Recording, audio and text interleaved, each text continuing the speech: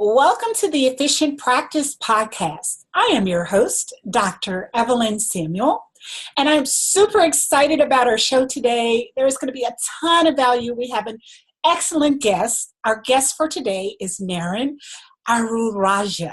Welcome to the show, Aaron. Thank you very much, Dr. Samuel. I really appreciate the opportunity to be on your show. Thank you. Absolutely, absolutely. And before we get into your interview, it's going to be, like I said, jam-packed with a lot of valuable information. So you all are going to want to listen into the end. You want to hear this entire episode. So if you haven't already joined our free Facebook group, it's called the Efficiency Now Network. I would suggest you do that at this point. There are a lot of dentists and other professionals who are on there who may have an efficient practice or are using efficient practices to run their businesses better. So we're all in there to help each other and just have better businesses and a better quality of life. And also, if you haven't already, please subscribe to, rate, and review the show, the Efficient Practice Podcast, which is now on iTunes, Stitcher, Spotify, and several other podcast mediums. Now, before we dive deep into this interview, I want to talk a little bit about our esteemed guest that we have today, Naren Arulrajah. So I'm just going to give you all a little bit about Naren's background, and it's pretty extensive. Naren Arulrajah is a self-described serial entrepreneur, enthusiastic about serving others. For more than 10 years, he has helped dentists, doctors, lawyers, coaches, consultants, and other professionals find practice success with personal fulfillment. Naren is a consultant, speaker, author, and above all, an inspirational innovator. AceTech Ontario honored Naren's accomplishments with their 2014 Leadership Initiative Award. As founder and CEO of Ekwa Marketing, Naren has brought together a talented team of global experts in all areas of digital marketing.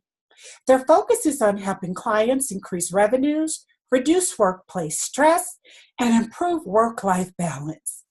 Ekwa's international client base currently numbers about 200 at all stages of practice, from startups to growth, transitioning to new leadership, and merger and acquisition. Naren's unique formula builds in as much input and participation as the client desires, with the Ekwa team handling the workload. It is a strategy that makes success happen with services such as website design, development, hosting, and maintenance, SEO, optimizing rank on Google, Bing, and Yahoo search engines, done-for-you solutions for paid internet advertising, social media and reputation management, specialized marketing, videos, podcasts, newsletters, and infographics, and other services for generating practice growth and success. With a special interest in dentistry, Naren has developed effective platforms to help the careers of busy dental professionals, such as the Growing Dentist Podcast, a podcast series hosted by Naren with over 90 podcast episodes that has featured some of the leading authorities in the dental field, such as Dr. Christopher Phelps, Dr. David Moffitt, Dr. Mark Costas, Dr. Gary Tackix, Dr. Stephen Rassner, Gary Caddy, Dr. Bill Williams, and many others. Grow My Reviews, an automated review collecting software that makes getting 5-star patient reviews effortless. Off Hours Patients, this is an artificially intelligent chat box, which is the warm, compassionate face of your business when you and your staff are not available. With responses tailored to your offering, this product provides all the feels that gathers leads 24/7, 365 days a year. Done for Me Social. This tool provides personalized posts that capture the character of your business, increasing visibility, supporting authority, and stimulating meaningful interaction. My Digital Signboards. It's an extremely effective marketing tool with smiling patients holding catchy signs. It is simple and captivating. With My Digital Signboards, memorable moments start on your iPod and go viral. It makes the patient feel special, and the professional graphics and design are perfect for website use and social media shares. Done for me, NAP or NAP, credible, reliable search results requiring consistent name, address, and phone number formatting across the internet. That takes expertise and time. This product does it for you. Dr. and Me TV, a multimedia platform dedicated to providing recognition for doctors, Doctors' Choice Awards, a platform for doctors to rave and review other doctors. Grow My Testimonials, a done-for-you software and service to create compelling video testimonials. Original platforms like these are Naren's way of giving back to the dental and medical community that has been instrumental in his own success. Naren's published volumes available on Amazon include 8 Steps Every Dentist Should Take to Dominate Their Market Online, 2013, 8 More Steps Guaranteed to Grow Your Dental Practice Online, 2014, Game Over, A Dentist's Guide to Google Domination, 2015. With a philosophy in personal and professional life of surrounding himself with others as passionate about success as he is, Naren fosters a philanthropic environment of sharing and has been featured on popular podcast shows such as The Relentless Dentist, The Thriving Dentist Show, The Conscious Millionaire, and now the Efficient Practice Podcast. Yes. Naren and his wife live in Mississauga, Ontario, with their 2 daughters. The oldest is a budding robotics engineer, and the younger shows great interest in journalism. Welcome to the show, Naren. Wow, thank you for that amazing introduction. I really appreciate it. Well, you're welcome. You are amazing, and you have done amazing things. So I am super excited and stoked about this interview, and I'm so happy that you're joining us today. Thank you very much, Dr. Samuel. You have been so kind. I really appreciate it. Thank you. Absolutely, absolutely. And so your bio says a lot. It says so much. But before we really get into your interview, can you tell us a little bit more about yourself? What led you to do all of these great things? What has been your journey this far? Yeah, I'll tell you the kind of the ugly side and the good side. So I guess I'm the only child. And I remember when I was like 5 years old, my cousin came to our house, and she's 10 months older than me, and I couldn't read or write even ABCs, the letters.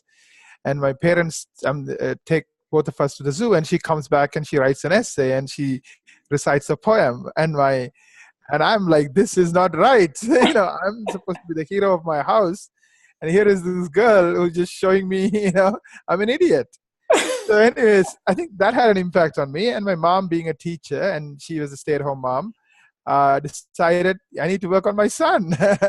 So I guess she really spent a lot of time with me. I was her life, of course. And so I would get 60. She's like, what about 70? And then 70, what about 80? Just kept going, right? And the good news is I achieved a lot. And I did a lot with my life. So in 2013, I woke up. I thought I had everything I wanted to achieve. But now what? I felt really miserable because all the things I thought that would make me happy, the lifestyle, the company, the people, all that stuff didn't really make me happy. So I went on this journey of soul searching and trying to figure out who am I, what makes me happy. And I realized I love to create things, and I love to create things with people who are as passionate as I am in creating things. So I decided, like adding a zero and going after it is not going to make me happy, because I know I can do it. It's just same old, and then what happens when I get to that zero? So I decided, what can I do to really make me really get engaged with life? My kids were, I think, 12 or 13 at the time, and my oldest is now 16, and my youngest is almost 13. So I realized I just wanted to make 1,000 times more impact in the world over the next 30 years compared to the last 10. Why? Because it's something challenging, something that'll keep me, waking up every day thinking and, playing with life, engaging with life. And again, it's not a straight line. Once you decide a goal or a vision, you don't have all the answers. You just do it because you just make a decision that you're going to do it. And as I went through that journey, what I discovered is, and I'm really committed to, is the idea that how can I be life-giving and powerful on behalf of the world? So what I mean by that is um, being powerful, but in a life-sucking way. That's kind of the way I used to be, like always fixing things, always seeing what's wrong. It sucks the life out of people, including myself. And I found it to be very unfulfilling. That's, I think, maybe why I felt so empty in 2013. Yeah, I had everything on paper, but always there's something wrong for me to fix. So I'm like always, oh, what's wrong? What's wrong? So that was a pretty transformational set of 5 years to really discover myself. So I have made a commitment to be life-giving and powerful. So how do I make the people around me amazing? In other words, I am powerful when they are powerful. I am life-giving and powerful so that they become life-giving and powerful. Because one thing we don't realize is we touch the whole world. Like you and I are talking here. Hopefully I'm touching you because some of those things I'm sharing, you are touching me with your gratitude and your kindness. You know what I mean?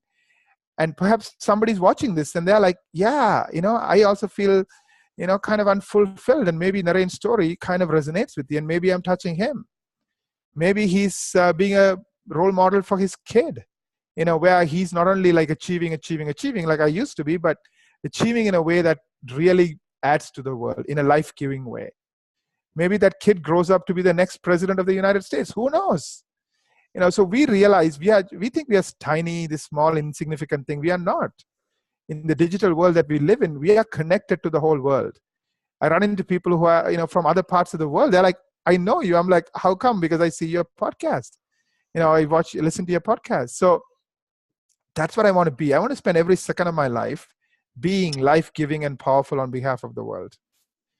And it's not about me. It's about how am I being. And a book I read, along this journey that really had a profound impact on me is called Flow. It's by Mihail Csikszentmihalyi. He studied happiness. He was in the concentration camps in Germany, and he interviewed people who are quote unquote very successful. People who are presidents. People who have won Emmy awards. People who have won Nobel prizes. People who have been in public service. People who have been worth billions of dollars. Like people who created industries. And he talked to them pretty much when they were like in their 80s and 90s, where they're about to die, kind of the latter part of their life. And he interviewed them and he asked them a simple question, all of them. And he said, can you remember a moment when you were happy? They all had to go back to when they were kids. Mm-hmm. So on paper, they had everything you can imagine. But they were not happy the last 30, 40 years. Because they were chasing something. They were chasing that presidency. They were chasing that $1 billion. They were chasing that, whatever else they were chasing. And we tend to live a life like that. I used to live a life like that. It's always chasing, never enough, never happy, never here. So then it came to me that what he remembered was that moment when he was running through that field when he was 12 years old. There was a story he talks about in that book. So I'm like, I don't want to wake up when I'm 70 years old and feel like I missed my entire life. Mm-hmm. So how can I be happy? But I found the real way to be happy is to be life-giving and powerful every minute of every second on behalf of the world. Because I don't know, there's something in the way we are wired as human beings. True happiness comes when you serve others. It doesn't come when you have that car. It doesn't agree. It doesn't come, when you have the perfect child or whatever else you think is perfect.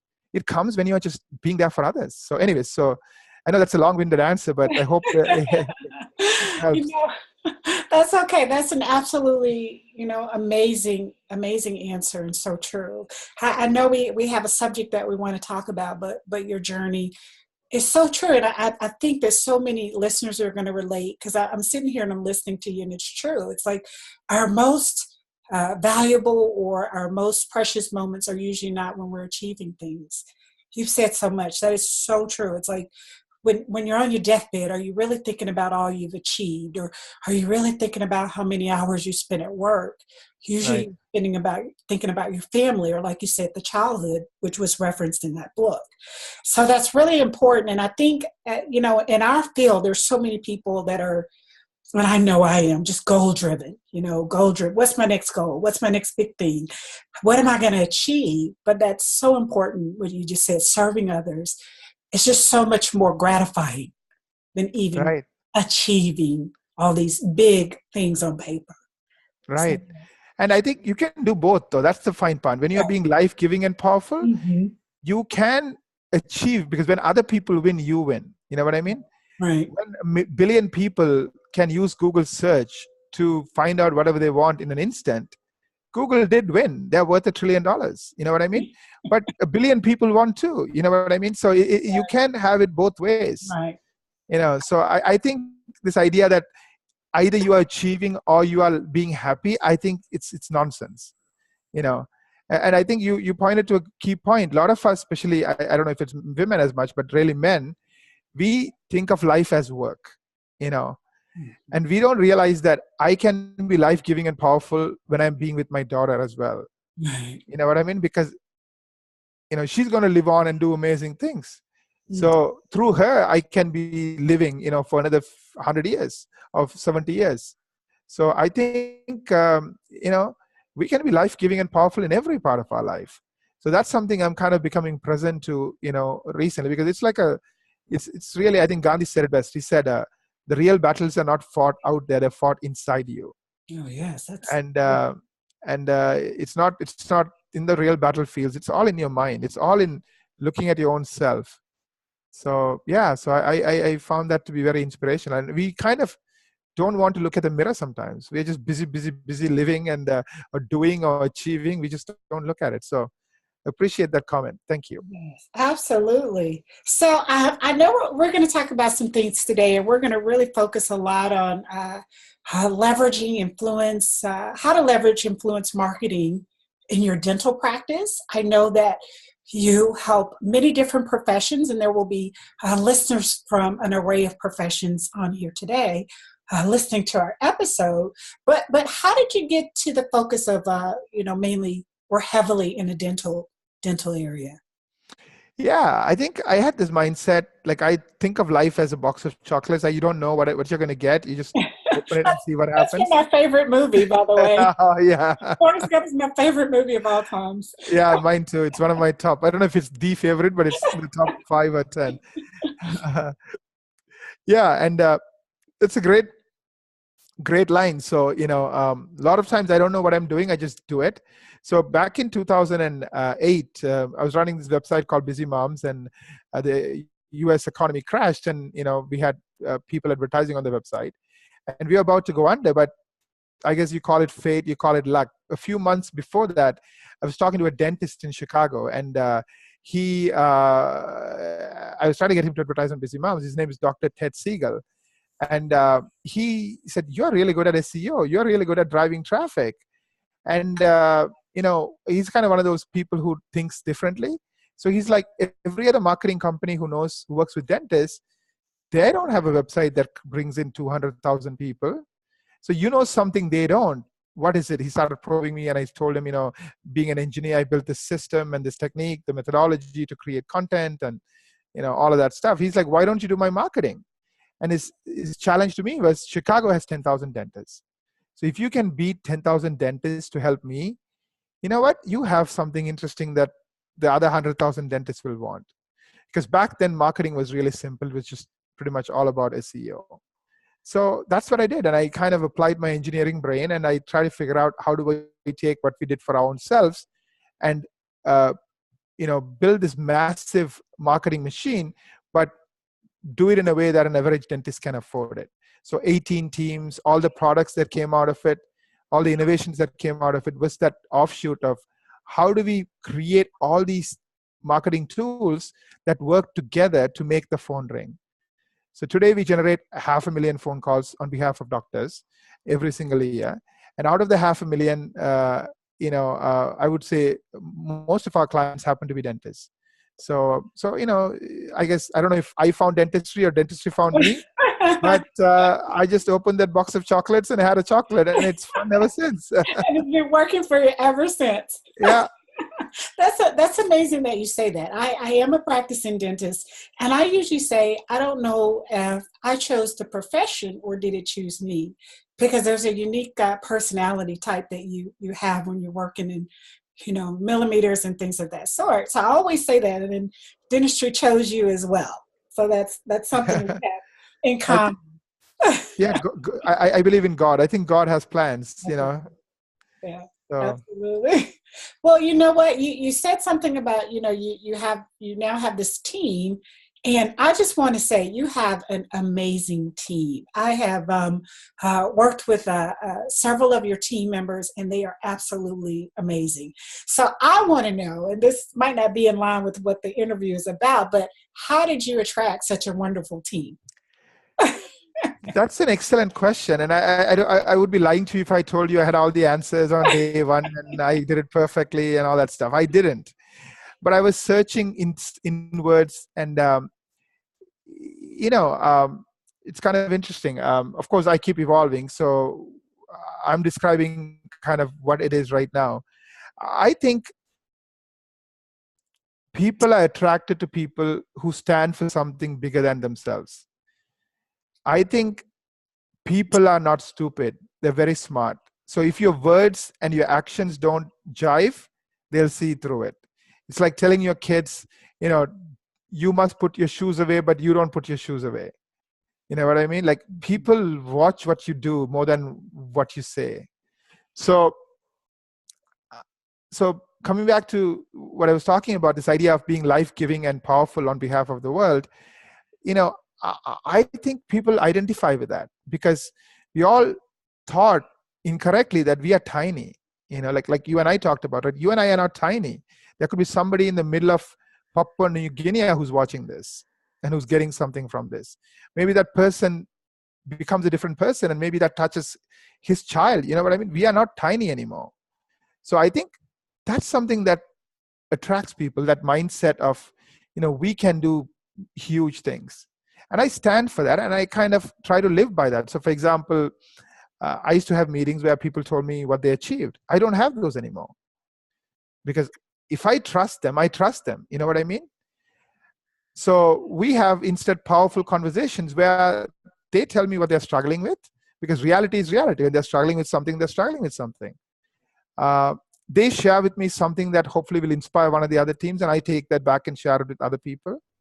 So I really think this idea of authenticity is really, really important. And it's kind of interesting, though, because as human beings, we are very good at surviving, very good at, it's very hard to, kill a human being. We just survive. We are like cockroaches. We are good at, it's very hard to destroy us. I mean, that's why even in these terrible wars and stuff, people survive. I mean, I come from a war-torn country, Sri Lanka. People survive. I'm not saying people don't die, but my point is people have this amazing ability to survive. It's what I think makes humans so interesting.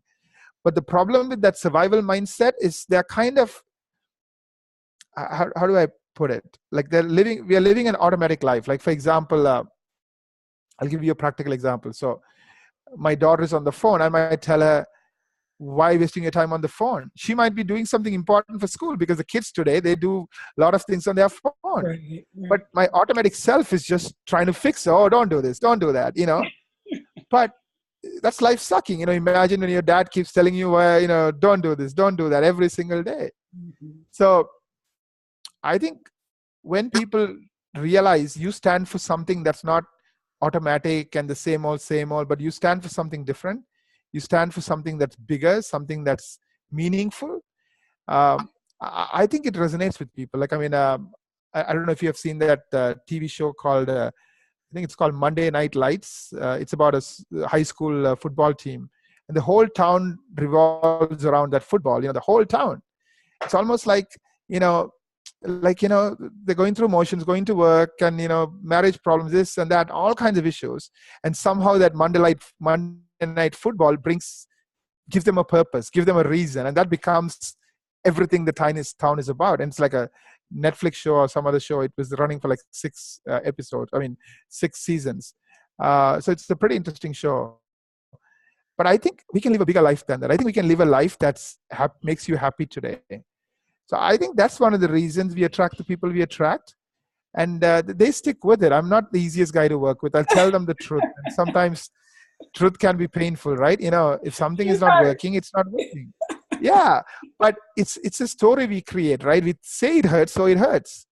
But usually truth in the long term liberates. You know what I mean? Yeah. Like if something is not working out today, it's not going to work out 5 days from now, unless you do something about it, unless you deal with it, right? So I think it's the culture. I think it's the vision and my commitment to the vision. And the vision is not about me. You all work hard, so I have stuff. The vision is about how can we all grow together, including our partners, including our clients, including our team members. And I'm very upfront. Like with my clients, I tell them, you need to have 3 mindsets if you're going to succeed with us. Otherwise, don't waste your time working with us. Appreciation, growth mindset, and teamwork. And the reason I do that is if somebody doesn't appreciate and they're always getting up in the morning trying to tell you what's wrong with what you're doing, they miss the entire big picture of marketing. Marketing is about influencing people. When you influence people, there are some things that are really, really important for you to focus on. There are some things that you think are important that is not important. Like a lot of people not a lot, but some people get obsessed with the website. They will make us change the website like 17 times. But having done this for 15 years or 10 years for dentists, I know that's only 2% of your success. So it's like you're getting 100 marks in 2% of your grade, and then you get 0 in the other 98%. You know what I mean? I'll tell this to my clients, and I tell them, if you're going to work with us, let us lead. Let us help you figure out what are the 15 things we need to focus on, because it's all of them coming together that makes the phone ring, not just a pretty website that nobody goes to. Right? So I think it's just kind of the person I'm becoming. I think I'm always becoming something. Trying to be life-giving and powerful, and then helping out my team do the same thing, because I want that for them. So I think people are attracted to that. So hopefully that answers your question. It does. It definitely answers my questions, and kudos to you. The truth, while it may be hard, sometimes it's so necessary. And like you said, you have to do something about things when you're telling that truth. And so it looks like your team can appreciate all of the valuable feedback that you all are sharing, and they are absolutely wonderful. So I'll say that one more time. So you mentioned something, and you kind of led into the influence of getting marketing, of getting people to for example, visit your website, or the other key parts that influence people to in essence buy from you or use you in our field, and to come to us as dentists. Can you tell me a little bit more about how you leverage the influence marketing for the dental practice? Can you tell us some more about that? Absolutely. I have been fascinated by psychology. I guess I've been fascinated by human beings. For me, like, I don't get excited about, my daughter's into robotics. I don't get excited about robots. I don't get excited about, fixing my lamp or my computer. I get excited about human beings. And I've been fascinated by how human beings make decisions, how human beings conduct themselves in the world. So I've been kind of paying attention to this. And there's a book I read that really had a profound impact on me called Influence by Dr. Robert Cialdini. Okay. And he's a psychologist / marketing professor, PhD in psychology at Arizona State. He's 70 plus years old. He wrote a book in 1984, if I'm not mistaken, called Influence. And he talks about the 6 principles. If used correctly, it creates a moment of influence. In that moment, you are 3 times more likely to get people to say yes. And if I were to give you a quick overview of marketing, that's the basics. You need to have a website. You need to have certain things. And most importantly, when people are Googling you or searching for you, people need to find you. Because if they don't know that you can do implants, you can't blame them for not calling your office. So SEO is very powerful for that. Ads are very powerful for that. You know what I'm trying to say? And So that's the basics of marketing. But now that's not good enough anymore, because there are 100 others who also are good at making sure that you know that they can do dentistry. They have billboards, they have signs, they have websites, they do SEO and so forth. So how do you become the one out of 20 or 100 that the client picks you? So influence is very powerful. And to give you a quick overview of the 6 influence principles, it's reciprocity, meaning when you are being grateful to me and thanking me, in that moment of when you're being grateful, if I ask you for something in return or anything at all, the chance of you saying yes goes up 300%. Right? So the key point he's making is these 6 influence principles creates a moment. In that moment, if you do it the right way, you will get a yes. 3 times more likely than if you don't. There's no guarantees. Doesn't mean this is like 100%, but it's 3 times more likely you'll get a yes. So reciprocity is one of them. Authority is one of them. Oprah says go buy a book on an Oprah show. Book is sold out. Yes. Liking, we tend to do business with those we like. Who do we like? We like people like us. So I am 50s, you are 50s. So you will notice a lot of dentists will have patients that are kind of like them, because we like people who are like us. And we also like people who care about us, who's not about like, oh, I have this, go buy my product, but let me understand what you want. Let me understand what your goals are, and let me help you achieve those goals. Who's the best friend for all of us? A dog. Why? Because he's interested in us. You come home, he's like, you are the best thing that ever happened to him. He can't be happier to see you, right? I mean, why? Because he's interested in us. I mean, that's so basic, but we miss that, So that's a very powerful influence principle. The next one is social proof. It's becoming really, really, really powerful. What's happening is as we get overloaded with information 24 hours a day, 7 days a week, we need a shortcut to feel safe. So when I Google your name and I see 4 websites with 5 stars next to your name, I feel I'm making a safe choice by calling your office to book an appointment, right? And it only took me 5 seconds to figure that out, because I don't need to even read the reviews. I Google your business name or your name, and I see 4 websites with 5 stars or 4.5 stars. Yeah, it's a safe choice. I'm calling you. So social proof is really important, because, I mean, if you notice, in the old days, people cared about Citibank and all the institution, the Tide detergent. Now nobody even thinks about those things. Now, only thing they care about is how many reviews do you have on Amazon.com, or how many reviews you do have on Google. And if many of those sites are saying you are great, you must be great. So that's a hugely powerful, like I have seen clients' businesses go up 10%, 20% just by working on that review part. Authority, liking, social proof. The other one is scarcity. Now, we want things we cannot have. I'm not sure this is as effective for dentists. I have a few practices who are very good at this. So I have a practice. He's a holistic dentist. People wait 6 months to see him. Oh my. And because there's only him, he has built his brand. We've been working with him for like 8 years now.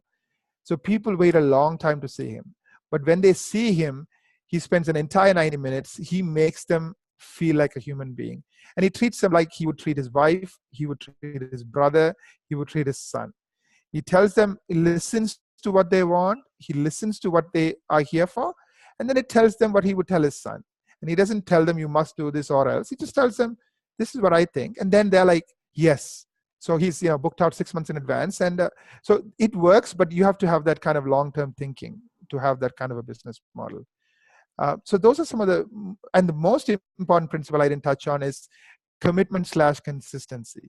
This is supremely powerful. Commitment, like you and I made a commitment to meet each other, right? We both kept it. A written commitment is better than a verbal commitment. A public commitment is better than a private commitment. We all make private commitments on, New Year's resolutions. Most of us don't keep it because we didn't tell our commitment to somebody else, right? So every new year, like at least I have, I make a commitment to lose weight, but then I don't lose weight. Now, when you go on the TV show Biggest Loser and you make a commitment in front of 1 million people, you're going to lose weight. You know what? Most people lose hundreds of pounds because for human beings, a commitment made in public is very powerful versus a commitment made in private. I think if you want to understand human beings, the most important principles is consistency. Consistency is our mindset. So if I think I'm a liberal, whatever the liberal talk show host shares with me, I'm going to agree with. If I think I'm a conservative, whatever the conservative person is saying, I'm going to agree with. Again, it's a shortcut we have developed. So we have these mindsets. Like, for example, you may have noticed some women who are in abusive relationships, but they don't get out of it. And part of the reason is they feel they made the choice to marry that person. So they stay in that relationship a lot longer because they somehow feel guilty of, oh, well, it's my commitment, I chose this, and things like that, right? So commitment and consistency, it drives us. I mean, you talk about cultures, right? We marry people from the same background, same ethnicity, same country, it's because that's what everybody else does. That's the way it is in my community. You know what I mean? So we have these unwritten rules we live by, and it's very powerful over us, Um, so I'm sure you've been watching this debate on TV about truth and untruth and all that stuff. And it's pretty interesting. A lot of times they'll bring in an authority figure to say, this guy said it. So if the big famous guy said it, it must be true. So we as human beings live in this struggle of, what is truth, what is not, if somebody important says it, is it true? Like, it's very fascinating, and it's the good news is, think of it like the autopilot. That's what keeps us safe. It's safe to marry the person from the same country, for example, or culture, because people have been doing it for hundreds of years and it kind of worked out, so it's our protection mechanism to kind of stick with these mindsets, these ideologies. But also it can be our downfall because we don't see the world differently. Now, if you're a marketer and you're trying to do good with this, right, I don't recommend doing bad with this. So if you really believe in providing a healthy, beautiful smile for your patients, you can leverage these principles in your favor. So when a patient is saying something like, I really appreciate what you did for my gums. They don't bleed anymore. I have diabetes in my family. Thanks a lot for helping me with this, because I know if I don't take care of it, it could affect my overall health. They're being grateful. In that moment, you could say, hey, do you mind if I send you a quick text message? I really appreciate your feedback. Do you mind if I send you a quick text message? Can you write a review for me? They're going to jump and say up. So you tapped into reciprocity. You acknowledge their reciprocity, and then you got their commitment to send the text, and you send the text with a link to a review site, which you can use something like Grow My Reviews for. So you can do wonderful things if you understand psychology to grow your practice. Yeah, that's so true. I'm over here taking notes, and I hope everyone else is as well. The Grow My Reviews is something that I have used, and it has been wonderful. And just capitalizing, for lack of better terms, on exactly what you said. When the patient is, they're happy, they're appreciative, they're expressing gratitude, and in that moment, we do what you recommend. We say, "Oh, would you mind sharing this with others?"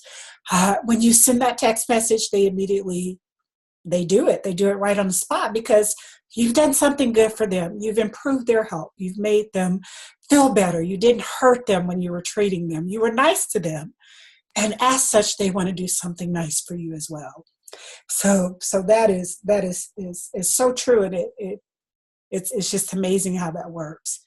And like you said, this whole thing is psychology, and a lot of things that we do daily is psychology. Everything you do, how you make the patients feel. I think Maya Angelou said, it's not what you, and I may be paraphrasing this, it's not really what you do or say, it's how you make people feel. And that's what resonates with people. Right. So it's psychology. It's how the office runs, how it feels, how it smells. It's a whole psychology of the type of services that the patients are going to receive, just based on the psychology of what they feel when they're there.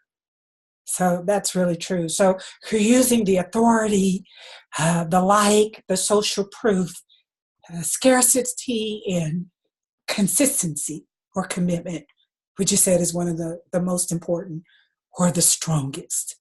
Right. Right. Is there anything else that you want to add about that marketing influence? Yeah, another thing that has been very powerful and it's free, you can use it. It's called Doctor's Choice Awards, where doctors rate each other. And and that comes down to authority. We believe insiders know something the outsiders don't.